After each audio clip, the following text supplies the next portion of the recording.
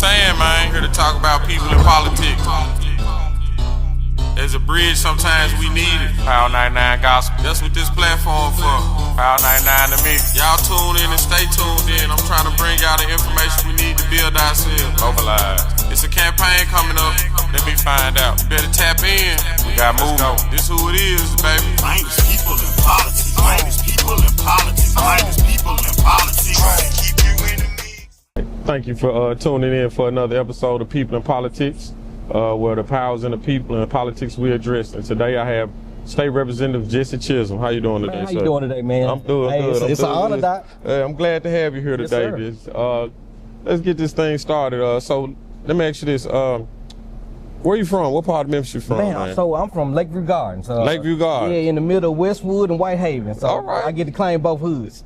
So I actually went to Westwood for a time, and my all of my siblings went to Whitehaven, graduated from Whitehaven. Okay. So I've been stitched in that neighborhood for a long time. Okay. Yeah. Okay. So you graduated from Whitehaven? No, I actually graduated from Overton. Overton. Yeah, so okay. I was part of their performing arts program. So I played piano back in another life. Okay. I played the piano, and my mother she sent me out to Overton so I could kind of sharpen that blade a little bit. Okay. Yeah. So you still play the piano? Man, terribly. Yeah. To somebody who can't play, they'll say, "Hey, he can play." Mm-hmm. Somebody who do play, like y'all, he's terrible. So, yeah, that's where I'm at now. So was your dream to be in music, or was?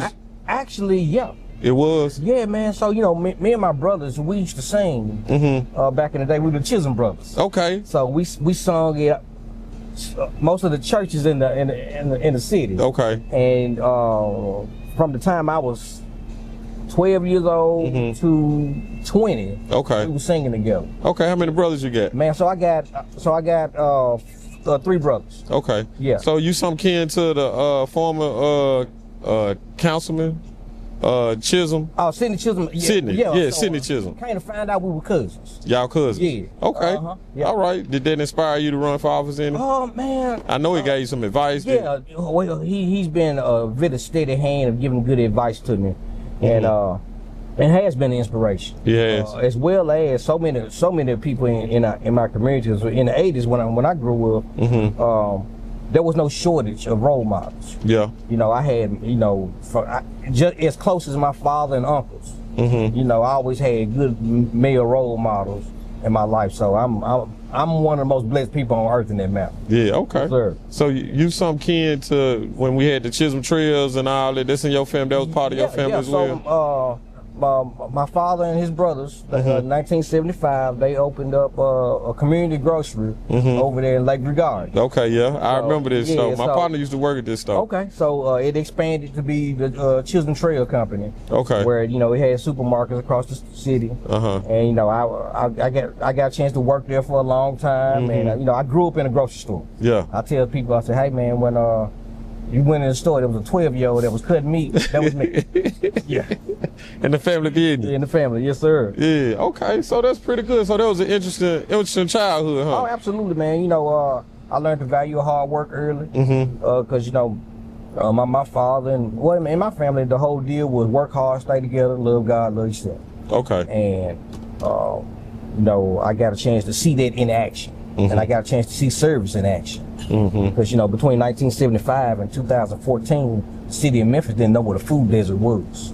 No. We didn't have one because they took on those stores in those neighborhoods where the big boxes weren't coming. Yeah, weren't going. Yeah, that's kind of interesting because we got all kind of food deserts all over the city now. Yeah. So, and just thinking about that, how do you suppose that we fix some of it? We're gonna have to reinstall the entrepreneurial spirit in our city. Of course, the grocery business is way different now. Back then you could grow some of your own produce, you could raise some of your own meat, but now FDA rules have changed to a point where they take that part out. Everything's prepackaged, and but in order for us to get back to that, we need to have some groups to get together to do that collectively.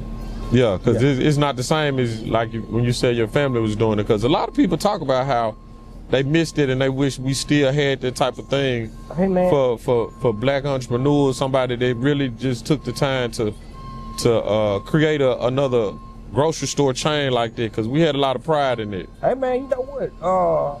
I got a feeling. Lightning might strike twice. Who knows? You know, it may not be me, but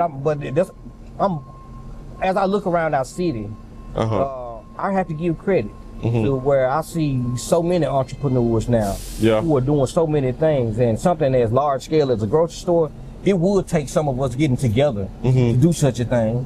So, hey, but it can happen though. Yeah, it can definitely happen. Yeah, I know these big box chains. They really push out with their monopolizing mentality. They push out a lot of independent and small owners about a lot of things. Oh yeah, because they're able to buy such large bulk that they can dictate pricing a lot of times. Okay. A smaller one can't. So you know, it's tricky. But I think it can be done though. I think it can be done. Okay. Well, so let me ask you this: what year you graduate? So I graduated from Overton High School in 1998. 98. I just aged myself. Yeah. So 1998. Then I graduated from Morehouse College in Atlanta. Okay, you went to Morehouse. In 02. Okay. I mean 03. Okay. 2003. Then I got my master's in education at Union University. Okay. 2012. Okay. So what was your Morehouse experience like? Because you hear a lot of stuff about Morehouse. Some people know about it, some people don't. But you know, it's an all men school, right? Yeah. And you know, that might turn some people off, but they hear like how prestigious Morehouse is. So look, tell me about your experience with Morehouse. It seemed like an all-boys school until you look over at Spelman across the street. You see Clark right next door. It's plenty of diverse genders. No, but man, being at Morehouse, man, it cultivated, it polished what my parents had already cultivated. You know, my parents, you know, let me say this, because I want to start with them. And I say it everywhere I go. Shout out to William and Norma Chism. Yeah. I'm a plant that was watered, that was cultivated. I got plenty of sunlight, and plenty of whoopings, and plenty of teaching. Yeah. But when I got to Morehouse, it added an element that I wouldn't have without it. Because, you know, all of my teachers looked like me, and I wasn't just a number. They knew my name, and they were hard on us. Matter of fact, I got a couple professors I'm still mad at because they pushed us to the point of almost breaking. But the camaraderie that I got there, some of my best friends now I met at Morehouse. Because, you know, matter of fact, when I first got to Morehouse, that was the first time in my life where I was the dumbest and poorest kid in class. Really? Yes. Really? Yeah. Okay. Man, because like when I got there, everybody was a valedictorian. Everybody was in their top 10, and everybody was smart. Okay. So it was it's intimidating for some people.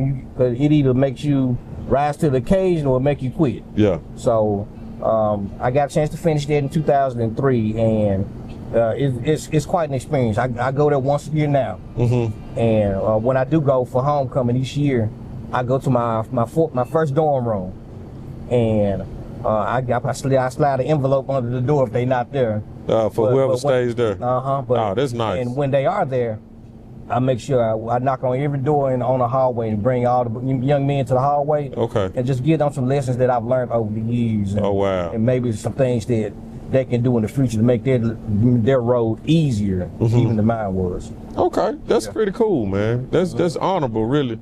That's probably because when you know people that go to Morehouse, my uncle went to Morehouse, and when you come out of there, you have a certain pride about yourself and a certain like level of existence. Yeah, absolutely. You know, and I'm just glad to see how you've progressed over the years from coming there, and how you go back and give guidance and knowledge to the people behind you. It's not easy. Well, that's the job. You know, for those of us who've gone through certain things, those of us who are in leadership, and I'm not talking about leadership in an elected office, but leadership in your household, leadership in your community. You know, it's our job to take the ones that's coming up, and you know, like an old guy told me one time, just give them some game. Show enough. Yeah, you gotta give them some game. They need it. They need it. And so once you graduated from Union, what did you do after that? Man, so You got your education degree? yeah. So I started teaching at Northside High School. Okay, Northside. Yeah, back in 2009, and I started my master's while I was teaching. Okay. Yeah. All right. So yeah. how was your experience? How long you teach? I taught for 3 years. I got a chance to serve under Dr. Lowell Winston. Okay. He was a former principal at East, and he came to the North Side, and he really liked having young teachers. Matter of fact, I started teaching because my mother, she was a guidance counselor over there. Okay. And I was going over there and to take her to lunch. And I ended up talking to some young men that they had in the office. And a week later, Dr. Winston called me and said, "Hey, what are you doing right now?" Because at the time I was selling cars, I believe. Okay. And at the time he said, "You ever thought about teaching?" I said, what's your education background?" I told him. He said, "Hey, come up here next week." And before I knew it, I was in the classroom. Okay. Yeah, and how was it experience teaching, man? That was a blessing. It was. It opened my eyes to so many things. And even to this day, I have a level of pride of a lot of the students that I got a chance to teach. Yeah, matter of fact, I found out in those teaching spaces, the students, they're just as much of a teacher as you are. Yeah. Because you learn so much from them. And young minds. Yeah, you learn about young minds. They keep you up to date on everything. Yeah. And to this day, I got a call this past week as a reference from one of my former students. And mind you, this is 15 years ago. And because they was applying for a job, and I was so proud to be able to give their recommendation to help them out. Absolutely. That's what's up. My son's a teacher, and I'm proud of him for that role. Yes, sir. He's been doing it probably about 7-8 years now, and that made me think about something. Right? He's been going through some things, but due to the Tennessee Department of Education, they have decided to eliminate teachers that was not certified, right? And do you know anything about that? I got limited knowledge on education. Okay. I'll tell you the committees I'm on. I'm on finance, finance, ways and means, and calendar and rules, and state government. Okay. But in education, there's so many things going on right now. Yeah. I feel like on the state level, we're watering down our public schools. Yes. In favor of the private schools. Yes. And I support all faces of education, whether it be private, charter, public, but not at the expense of the public schools. So they've been watering down the requirements to be a teacher, then taking away some of the good teachers. Yeah. For other things. And we're taking the investment we could make in our public schools to make them great, and we're funneling those to those private schools. Yes. And my problem with that is many of the parents who are getting these vouchers to send their kids to private schools, their kids are already in private school. So it's a coupon. Yeah, for them to stay in their school. Yeah. And it's almost like it's a coupon for the rich. Yeah. Because who's sending their kid to private school? Exactly. Those if you got to be able to afford it. You got to be able to afford it. And that's a high monthly bill. Very high monthly bill. Very high monthly bill. Yes. And again, private schools need to be great as well. But don't take from public. Yeah, and I think it creates an environment where you cherry picking your valedictorians and your athletes and sending them to private schools. Yes. And when those tests come out, y'all still gonna judge these schools on the same rubric. They still gonna be judged on the same criteria. Yeah. But you taking their best and brightest. Yeah. So their median scores go lower. And they leave the public schools with the lower performing students. Absolutely. Yes. Yeah. And it's funny you say that because one of the arguments I heard and really made sense to me was you have a lot of kids that may be performing mid to lower or possible decent in the public schools. They running over here to these private schools, and then what happens is the scores is not performing any better, or they're probably worse at the private schools due to the struggle of trying to adapt to the education in those private schools? Yeah, you know, I believe being comfortable in your environment is just as important as so many other things. Yes. You know, when kids go to the schools that's in their neighborhoods and they know the kids that are there, you know, it could be a double-edged sword. Yeah. You know, it can be some influences that you don't like, but also there's a comfortability that allows you to be able to learn at a more comfortable and way. enjoy the environment a little bit. Yeah. Right. Yeah. That's right. Yeah. So I don't know. It's amazing to me because I know the struggle that you all have up there in the state, and here it is. They release all these teachers that was doing well. Cause my son was a level 5 teacher, and he was working in Jeter. Okay. And and then all of a sudden, that's the neighborhood. No, that's the neighborhood school, yes, sir. But the thing about it is they let him go because he wasn't certified, right? So now here he is, he loses a job, the school loses a great teacher, and then at the same time, y'all have a teacher shortage at the same time. So how is that really helping the problem of educating the kids? Well, it doesn't. Yes. It doesn't help.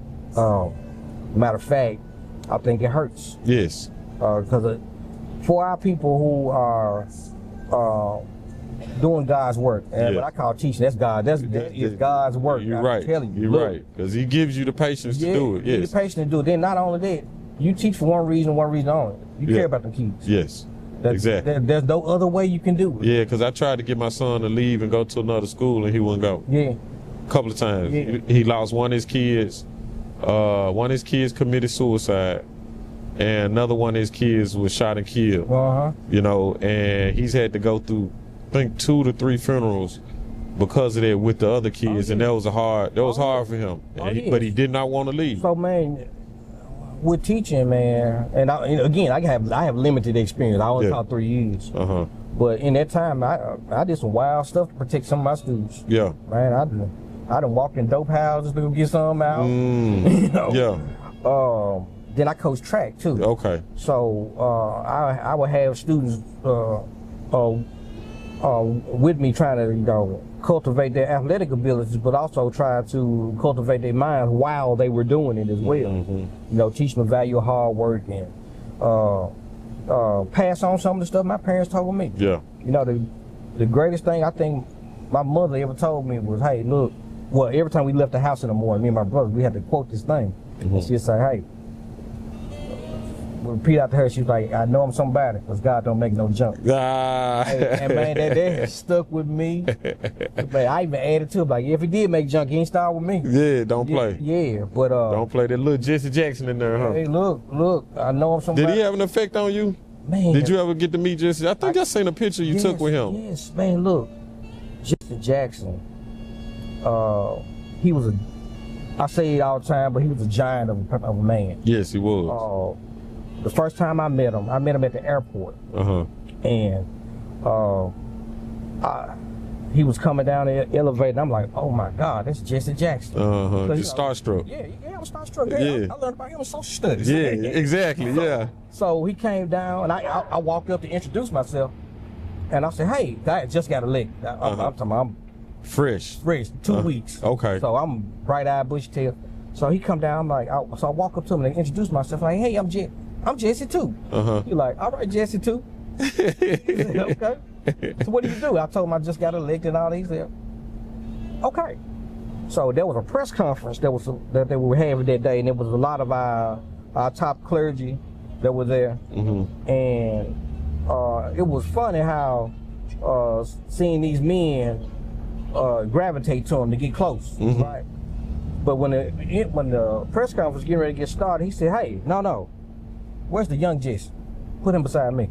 So we doing a press conference, and I'm just like, oh my God, I'm doing a press conference standing beside Jesse Jackson. That was a major moment for you. Major moment. Yes. Major life changing actually. Yes. Because we had a meeting with Jesse Jackson a week later. And we were sitting across the table, and I'm just like, wow. I'm sitting across the table.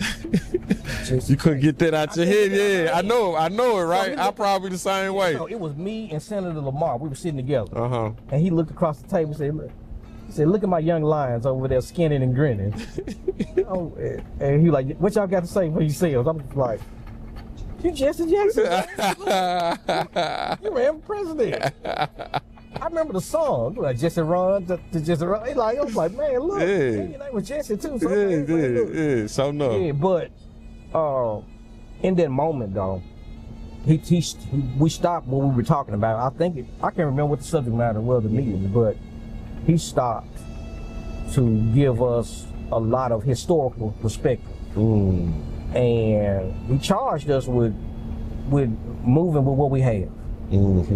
And everybody won't be with you as you walk, but you walk long enough, you'll have enough with you. And you know, it was great to be able to see greatness in action. Yeah. Yeah. That's pretty good. I know it kind of broke your heart when he passed. Oh man, absolutely. Yeah. You know, I think we're getting to, well, I'm 46, and I'm getting to the age now where I'm seeing my mentors and the people that had a hand in my development, and I'm watching them leave us. Yeah. And I came to a realization about 5 years ago. I said, hey man, look, we are them. Yeah. So what they were when we were young and coming up, that's what we are now. So it's our job to lead and walk in the front of the line, take the brunt of take the blame. Yeah. You know, I found out quickly when I got elected to office, the biggest part of the job is taking the blame. Taking the blame. Yeah. Being a scapegoat for things. Well, yeah. Well, you know, being accountable, but also taking the blame when no one else will. You know, because I found out no matter how hard you work, no matter how much I'm away from my family. Yeah. But by the way, because I see my wife like 2 days a week right now. Yeah, because you're in Nashville, so you had to, Yeah. And you commute back and forth each week? Okay. And no matter how hard you work, some weekends I don't get to come home because I'm in leadership now. No matter how hard you work, somebody gonna say you can do nothing. Yeah. But that's part of any job.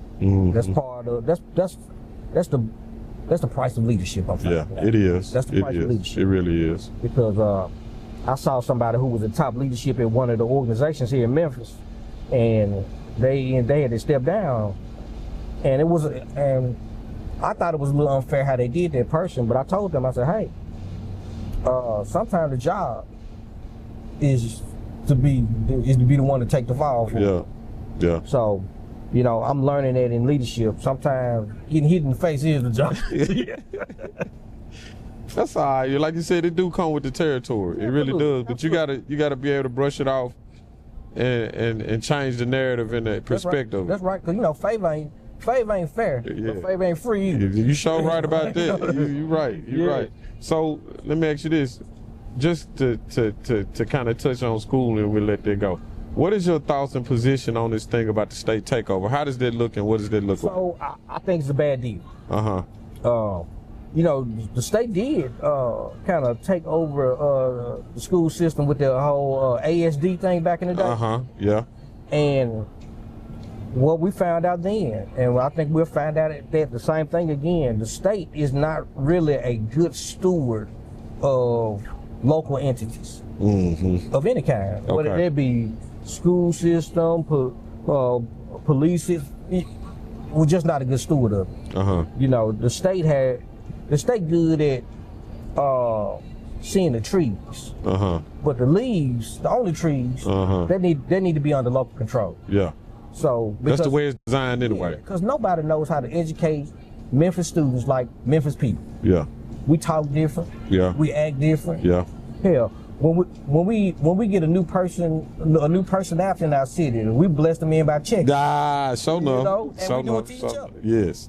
But somebody who's not from this culture, they have a hard time understanding some of the things that make Memphis work, that make Memphis tick. So I don't think it's a good deal. I don't think it's a good deal at all. So the question they've been asking is it a done deal to where it's already done, or are they still, because do the county have a avenue to block it or to fight it, or is it just state made the decision. It's done. Ain't nothing we can do. Well, state government supersedes local governments every day of the week. Okay. However, it's not a done deal until it's a done deal. So there could be something that come up that changed the trajectory of that conversation. Okay. Since I've been in the legislature, I found out that the winds of change, they blow so fast that sometimes you'll have a plan, and by the time you get to the utilizing that plan, it's obsolete at that point. Okay. Because I've had bills live and die. From the time I walk out of my office to walk down to a committee, it's either dead or something was dead and it gained life again. Oh, wow. So you never know until. So let me ask you this, because that's the question I always had. What is the process to create a bill? So because a lot of people don't know, it's a struggle. Oh yeah. We had this perception that you can just go up there and you just start like maybe writing out stuff or saying, well, you want to do this and you want to do that, and then they vote on it, and it's like, okay, y'all make it happen. But it's not that simple. Oh no, it's a complicated mix. So the first thing that I get, you see a problem and you see an idea. And I have an idea and I send it to our legal departments where the lawyers they draw up what that really looks like. And then we have a committee process. So we have a subcommittee where the bill is heard at first. The first time a bill is heard is in the subcommittee. Then it goes from there to a full committee. Okay. Then if the bill has a dollar amount attached to it, it has to go through finance. Okay. Then it goes to another committee to see when and if it's going to actually be on the calendar. Okay. Then once it's on the calendar, then it goes to the House floor. Okay. To be presented and voted on whether or not it passes that particular chamber. Okay. So the bill also has to pass both the House and the Senate. Okay. So then after that point, it goes to the governor for him to sign it into law. Wow. So that's like a 6-7 step process. Oh yeah. And within that process, it's all about so much of it is based on relationships. Okay. I found out that no matter how smart you are, because I'm certainly not the smartest person in the state house, but I'm finding out it's all based on relationships. Okay. With the some that got the right relationships, they've been able to pass poison through. I believe there's a lot of poison go through. Yeah, but without those relationships, you can have a cure for cancer, and it's gonna die a fiery death. Oh wow. Yeah, just based on. So what builds the relationships? So because how does and I'm thinking about it like how do like the committee is mixed, right? I just heard something the other day. It's like maybe 24 representatives. Yeah, 24 Democrats, 75 Republicans. Yes. So you got a whole lot of them and a small amount of you. And then is how many senators, Democrat? There are 6 Democrats in the Senate, and it's out of 33. Out of 33 Republicans. I mean, what's it, 24 of them. Somewhere in there. Yeah. Numbers might be off. Okay. So that means that if you have a bill, you would like to see automatically your group, but even if all the Democrats stuck together, the Republicans can knock it out. So, and that's what happens a lot of times. And then, but when you're in the committees, the numbers are smaller in the committees to get it to go out of the committee to the next committee to the next committee. Correct. So you might have a committee with like 8 representatives total, 1 Democrat, and you got to get it to the next committee. That's right. And you're struggling with them 8 Republicans to get the added. So so how does that relationship and how do you? So politics is math. Okay. In the House chamber, it's the fight to 50. Okay. In order to pass gas, you need 50 votes. Okay. In the Senate, that number's, I don't know, I can't think of the exact number, I have it block, but for me to pass a bill, all of my bills have to be bipartisan. Gotcha. Because I need 50. You know, if all I had was the 24 Democratic votes, that's a dead bill. So I have to be able to speak the language of the people around me. And again, my background has kind of prepared me for that. Because I'm able to speak both rural and urban. Okay. Because you know I got a chance to do some farming as well. Okay. My grandfather had cattle, and that has allowed me to be able to speak the same language as some of the other Republicans, the rural Republicans. That's right, the rural members. Okay. So you have to find some type of common ground with them that they can kind of identify with, because it's hard to just say find a representative from just say Hornwall somewhere, somewhere one of these small, mostly white or all white towns or counties, and then try to get them to really identify with somebody from the city of Memphis and mostly urban area. And to add to that, I found out that a lot of the head bumping we do, it's not even Democrat versus Republican. It's rural versus urban. Like some of these terrible gun laws that we've been having. Some of that is based on the environment that's in those rural areas. Because like, if I'm at my backyard at the farm and I'm shooting, they assume that I'm hunting. Yeah. But if I'm in Black Haven in my backyard shooting guns, the people gonna feel like somebody got hurt. Yeah. So it's two different things. But whenever you have a high population of people, you need more guardrails to keep people safe. But back to the subject at hand though, I want to add this too. About 85% of the bills that go through the House of Representatives, they're bipartisan. We agree on about 85% of what comes up there. It's that other 15% that get us in the weeds. Okay.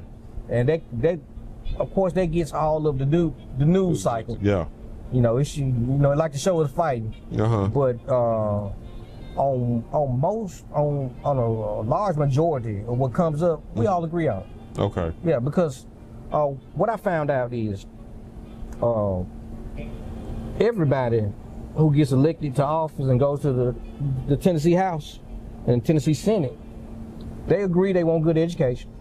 They agree they want safe neighborhoods. They agree they want the economy to be strong. So all of us agree on the destination. Yeah. But we all got different roadmaps on how we get there. Yeah. And the tricky part is we all got to ride in the same car. So that's why all the fighting happens. Yeah, there you go. Yeah. You ever roll with a bunch of folks in the car, it's gonna be some don't touch me. That's right. Don't touch me, you touch me. You know, right. all that. Okay. I got you. So let me ask you this, because I always had this question, right? And you said something about the gun bill. We had a referendum here in the city about the gun rights and how we wanted to repeal. I mean, we wanted some safeguards on guns, and we had a referendum and it passed or whatever the case. And so the state was threatening, the state administration was threatening taking money from the city and all that type of thing. If we in the city decide to make a bill that does not agree with the state or the state disagrees with, what is the recourse for that? How do you address that? What do we have that we can do in regards to this situation? Because I was thinking that, being as though that happened, the only thing that could possibly change it if we was to go lawsuit, right? Yeah. So, in most cases, state law preempts local ordinances. Okay. So, legally, the city they can repeal, but the state they also holding the money. So we dangle it. Like, hey, yeah, well that's not the rule, that's not the law we came up with. So so they have recourse to retaliate. Now lawsuits have been a tool that cities have been able to use. You know, it goes Supreme Court, and a decision is made on that level. So, but in most cases, the state they take precedence. Yeah, take precedent. Yeah. So, I'm just thinking, like, I really wish. Now, this is just me talking. I really wish we would have took that to the Supreme Court. Because I think certain issues we got to fight for city rights and what works for our city as opposed to what the state is doing on a blanket level, that really kind of targets our city to a certain extent and affects ours in certain ways. But how would that even come about if that was the case? And the reason I say that because I thought about the undoing of the voting rights, right? You had the representative here that voted, well, that decided to sue the state or whatever the case, or had a lawsuit that went all the way to the Supreme Court that undid the voting rights under Obama's presidency, right?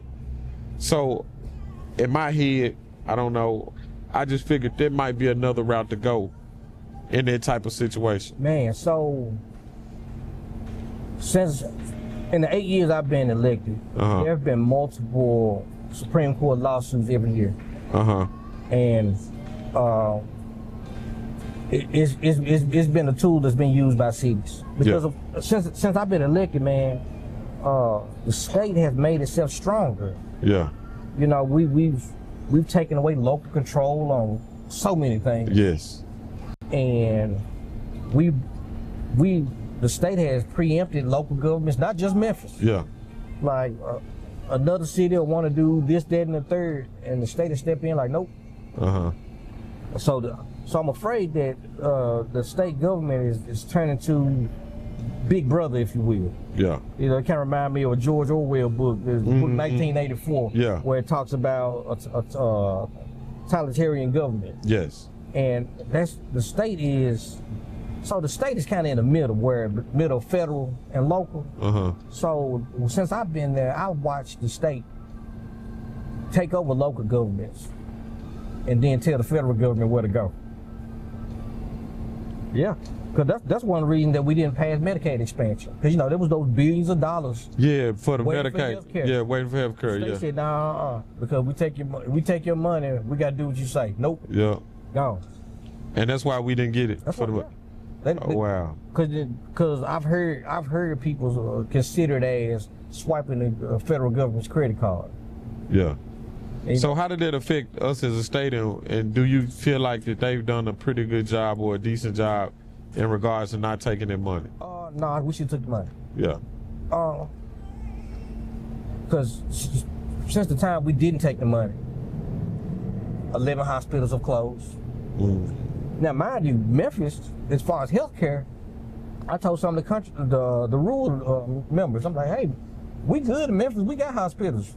That's y'all. Yeah. They closing y'all hospitals. Why would you vote against? Yeah, they're right there. Keep your hospital open. Because, you know, those people in those rural areas, a lot of them, they got to come to Memphis. Yeah.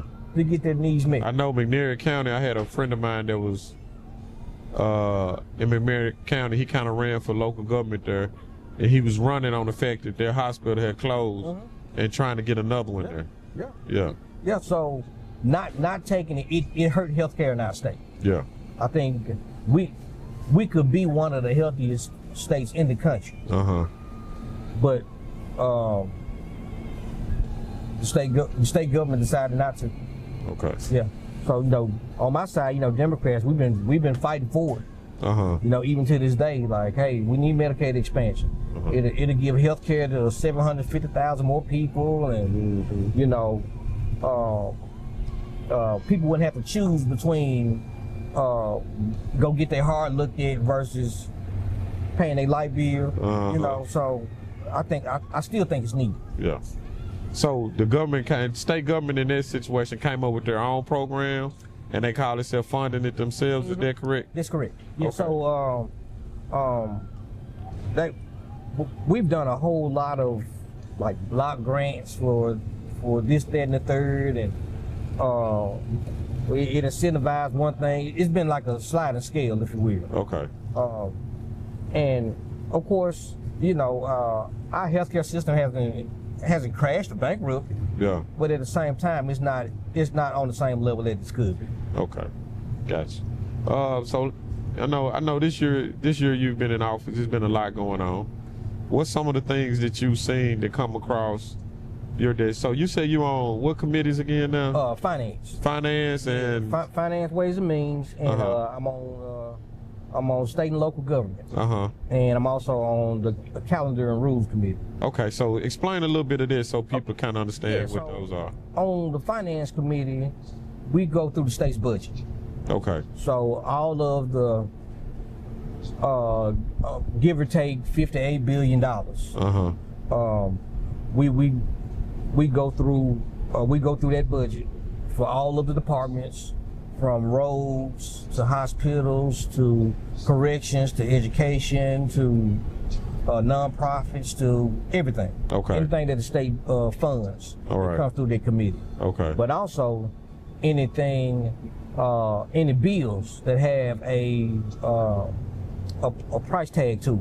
Okay. Because if I have a bill to allow prisoners to have free phone calls, there's a cost associated with it. Yeah. So it goes through their committee as well. Is that a bill that actually happened?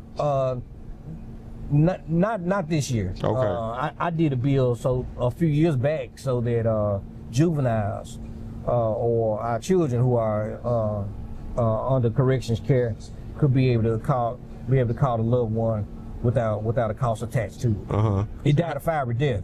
Did it? Yeah. Oh man, it was one of my first bills that I ever ran. Yeah, but it ended up getting done a little bit later. Oh, so you got it to pass a little bit? Well, somebody else's name on it. Look, I'll tell you this story quick. Okay, yeah. All right, so what I learned my freshman year, one of the greatest lessons I ever learned, I had a bill, a voter restoration bill. I can't remember the details of it now, but yeah, it was a voter restoration bill. And I was running with Senator Brenda Gilmore out of Nashville. And she asked me, could I come to her office? I said, okay. So I got to the office. She said, hey, we're going to pass our bill to this senator and this representative. And I was like, wait a minute. That's my work. Yeah. I worked hard on this. This is my bill. Yeah. She said, well, do you want it to pass or you want your name on it? Simple as that. Is this bill important enough to you? Is it important enough to the people of Tennessee where you're willing to take a back seat and watch it get done? I said, yeah, but like a school. You took my paper, and you finna turn it in with your name on it. Your name on it, but is it important enough for the people of Tennessee? Yeah. Where would you like to see this done even if your name wasn't on it? I said, yeah. Man. She said, well, get it done then. Oh wow. So I've had bills that I've written. And I go walk it to someone. Oh wow. Who has the relationships of the people on those committees.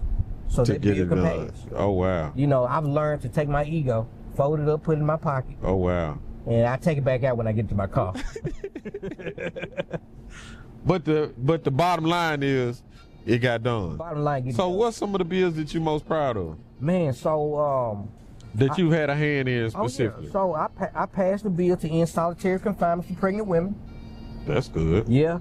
It's kind of funny. It sounds like common sense, but it took 6 years to do. Okay. We also ended solitary confinement for young people, for juveniles. Okay. I didn't know they were doing this barbaric thing, putting kids in the hole. Wait a minute. Those are real bills I'm really proud of. Another initiative that I'm proud of, because it was a bill at first, but the governor had some federal dollars that was drawn down for small businesses, and I had this bill for micro businesses. So it was $116 million. Oh wow! That came down for small businesses. Now I think it needs to be looked at again, to be adjusted so that businesses in our community can take more advantage of it. Okay. But I found out sometimes you got to put the gums in first, then put the teeth in later. Yeah. So I'm really proud of that, and I'm so proud of so many other bills that we've got a chance to sponsor and co-sponsor. So I'm proud of the work that's being done. Okay. So what's some of the things you plan on working for? So you're running for re-election, right? Yes, sir. Yes, sir. And you're unopposed, right? I'm unopposed this year. Well, congratulations. Yes. That means you're doing good work then, in somebody's eyes. Yeah, man. Look, I'm really proud that people trusted me enough this time to allow me to do the job instead of reapply for it this year. Yeah. But some of the bills that I'm working on right now is to raise the cap for mothers and our patients at hospitals who are in maternal liability cases. It raises the cap from $750,000 to $1 million because they hadn't been adjusted since 2011. Okay. So I'm merely adjusting with inflation. Okay. Because with inflation, that same 750 ain't the same 750. True. So we want to be able to not only keep hospitals accountable, but also protect our mothers and our patients as well. Okay. So what's another one? Another couple of you might be working. Yeah, another one I'm working on right now, and that was a huge summer study on it this past summer, and it's to change the criminal code on murder. Like currently, if two people go in to burglarize a store and one of them kill the clerk, both of them get murder one. But we're working on changing so they can differentiate the person who was going on for the ride and the person who actually committed the murder. Okay. Yeah, because currently they're grouped in. They're together, yeah. Together, and we got people in the state that's doing life without parole who didn't kill anyone. Okay. So we want to change that law. Okay. We all know who's getting swooped up in there. Yeah. There's more of us. Yeah. Yeah. So anything else you working on specifically? So as chair of the Black Caucus, I'm working on planning our legislative tour this year. So the Black Caucus, what we've been doing for the last few years is we've been going across the state to listen to the needs of black people in our state. Also build ideas from people. And also kind of share some of the things that we're doing. And also to end that in November, matter of fact, we got the dates November 13th to 14th at Lane College in Jackson, Tennessee. Okay. We're going to be having our legislative summit, our Black Caucus Legislative Summit. And we're going to have panels. We're going to bring in national names. We're going to bring in people, community leaders, so we can all get together and talk about the Black plan going into 2027. Okay. When you say that is? November 13th to 14th at Lane College. Make sure I put that on my calendar. Absolutely. So let me ask you this. How long is the legislative period? So we start the second Tuesday in January, and we go until usually around May. Okay. Yeah. So you got a few more weeks. Yeah. Okay. Yeah. All right. So it's my labor of love, but I'll be glad when it's over. That job is pretty much a job that's all year round for the most part, right? Yeah. So in the off season, what do you? Yeah. Oh yeah. Well, in the off season, my district owns me. Yeah. Yeah. Somebody told me it was part time when I was at first. Then I got into it. I called that person and gave her some choice words. I'm like, man, you lied to me. This ain't part time. This overtime. Yeah, cause you're never off. No, you're never off. People come to you all the time, anytime, say what they feel or think. Yeah, absolutely. And just the time you spend away from your family. Yeah. Like, shout out to my wife. Man, my wife April, man, she's patient. She allows me to be there for everybody else. So sometimes she ends up taking a back seat for the community. Yeah. And that's tough. Yeah, and she allows me to do this work, and she stand by me every step of the way. So I'm blessed to have an encourager in my ear. Yeah. To keep me going. You got kids? Not yet. Okay. Yeah, I'm gonna go home and practice when I get home. I understand that, no doubt. Get as much in as you can, brother. So in the summer, what you got planned for the summer this year? Since though you're not actually running, but you're gonna, I'm sure, make appearances. And Absolutely. So I'm gonna be in the district. Okay. So explain to me, what's the district? How big is your district? So what's all in your district? So I'm the representative of District 85. So I hold the Mississippi and Tennessee state line. Okay. From Third Street, I take that state line and Shelby Drive corridor. That keeps it simple. I take that corridor from 3rd Street all the way to Byhalia Road in Collierville. So it's a pretty lengthy piece. Hold up. 3rd Street. All the way to Byhalia Road. Yep. So can I ask you a question? Because I need some state dollars to do something for me. every last one of them roads going to Mississippi, they need to be 2-lane highways. Every last one of them roads, whether it's from Brooks Road, 3rd Street, all the way to Bahia Road. Once you get further east, certain roads is just one lane, and they need to be 2 lanes. Yeah. Because, and I just think about Hex Cross area. I think about, Riverdale like that, but Hex Cross is not. Certain other streets is not, where it's just 1 lane going into Mississippi and the traffic going back and forth. Yeah. So, and I'm gonna say this here, in that same little corridor, you got a lot of them companies, them truck companies on that same road. And a lot of them roads need to be paved again consistently.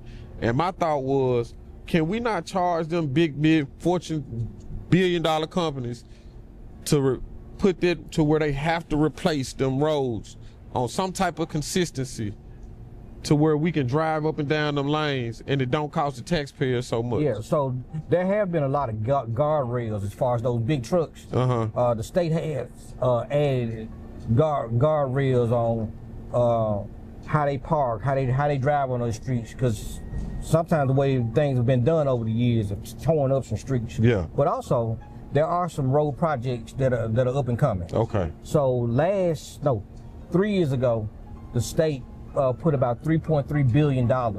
I seen something about it. They got a lot of money allocated to transportation, but they have a hard time. That's going to be a long process. How do we as black folk get some of that money? Man, look. Just going and prepare for that going forward, out of all that money. I know we got it. So, we got to get in the contract. We got to get into the contract because these contracts for roads, for building certain buildings, those things, because most black people come to my office and they come with their nonprofit trying to get dollars for the nonprofit. But I think the low-hanging fruit that we have, the untapped resource that we have are these contracts. I know that you got to get government contracts. That's the key. Yeah, that we're not applying for. And when we do, we haven't been quite prepared. Because when you take state dollars, you're gonna get state scrutiny too. Yeah. So our paperwork got to be in order, everything down to the T. But that'll be my advice. Okay, so let me ask you this: what kind of programs do we have here in the city, or initiatives or anything else to kind of? Because I know the city itself have created programs on how to get city dollars, right? They send you through little incubator programs and stuff like that. So how do we? Is there any here to help us get into the state programs, and state dollars? Tennessee Department of Economic and Community Development. I would tell anybody to go to them because they have resources on how to get state contracts, what documents you need, what's the process. Okay. They have a whole education format to help business owners do business with the state. Okay. So I would invite everybody under the sound of my voice to go to the Tennessee Department of Economic and Community Development. Tennessee Department of Economic and Community Development. That's right. All right. So, being as though we've had a lot of time here, right? And I enjoyed the time, and I look forward to more time with you. What are some things that you would like for my viewers and people to know as far as how they can help, how they can support what you're doing, how they can improve themselves, and how they can make things in the state work better for them? Yeah. So I'll start here. And just some important information you think we should know going forward. Yeah. So one thing I'll say to anyone is our success is an inside job. So we have to raise our levels up individually so we can take all the blessings that God has for us. As far as me, support me. You can support me by watching this podcast. I tell people and come to the state and come to the capital. Man, when people from Memphis come to the capital, I feel stronger because the Capitol in Nashville could be a lonely place for one of us because it's like being behind enemy lines at all times. So I invite people to come to the Capitol to see how the sausage is made. Yeah. And be there for other people to see, because when they see us there, every blue moon it changes the mind of somebody up there. Okay. To do a better thing than what they had planned at first. Okay, so you suggest we come up there and visit? Yeah, come up to the Capitol. Can I invite all my young guys, my YNs, with switches and choppers, man, to come to the state capitol and sit on the Capitol steps? You think they'll change the gun law? Man, look. Like they did in California years ago with the Black Panthers? They'll change the gun laws if every black person went and legally got a firearm. They'll change the law tomorrow. They'll change, but I still want you to invite the YNs to the Capitol, though. Yeah. I mean, had them come in. Yeah. Come to represent the Chism office. Yeah. You know, chop it up with me. Yeah. And come down to one of the committee meetings, because a lot of our young people, they haven't seen anything different from what they see on a daily basis. Yeah. So you come up there and you see some people that look like you doing some of the things that we do. I think it'll change for you. Yeah. I used to work in the state capitol, and I worked under Barbara Cooper and Barbara Catherine Bowers. It was years ago when I was in college. Yeah. So I kind of understand. I was actually a legislative intern. Okay. Yeah, and to me that was a very that was a learning lesson beyond. Absolutely. And I was there. A couple of bills that kind of stuck out to me was when they changed the charter school bill to where they started allowing charter schools. And I think it was a couple of more other bills that stuck out to me that was passed. I actually got a proclamation in my name. I thought that was pretty cool. But to me, there was a very important period in my life, and it's one of the things that motivated me to be more involved in politics. Absolutely. And makes me so passionate about it, because a lot of people don't take politics serious, right? I work in a barbershop most of the time, and when I get to talking politics, I get into some heated arguments, you know, and a lot of the mentality is, it don't do nothing, it don't mean nothing, you know, it ain't nothing, it don't affect me, or, you know, or anything, you know, that negative connotation that people have with politics, or the negative narrative. So what do you do to kind of fight that and kind of combat that? Because I know you deal with it a lot, and you're always trying to prove how important your role is and what you're doing. Yeah, one of our biggest jobs is educating people. To let people know that this affects your everyday life. You know, president don't affect you that much. But your legislators on a local and state level, it affects your everyday life. Yeah, but also letting people know it does affect you. Yeah. It affects your whole life. You know, but also, the more people we get involved, the more people we have that will get involved. Okay. So. All right. Well, I want to thank you for coming to sit down with me. Man, thank you for having me. And I appreciate the opportunity. I really do. And hopefully we can sit down again sometime. I started this podcast to kind of give people the opportunity to learn who our representatives and who our officials is, and to get know more about them. For me, as you know, when you're running for office and you're doing certain things, a lot of times our citizens don't really know who's running in office until they get a ballot in their hand. Right.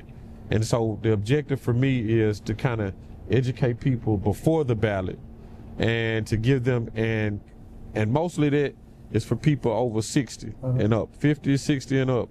They go by the ballot. Anybody that's running for office or voting under that age, they get all their news off social media. So the objective here is to try to provide them with something on social media to become more informed. Man, absolutely, man. Thank you for the work you do. Man, I appreciate it. You know, getting the word, getting the education out to people. Yes. That's so important. Yes. And that's one of the resources that our community need to take even more advantage of. So, man, thank you for the work. I appreciate that. I appreciate them good words. Thank you for tuning in to People in Politics, and I always remember, the power's in the people, and politics we address.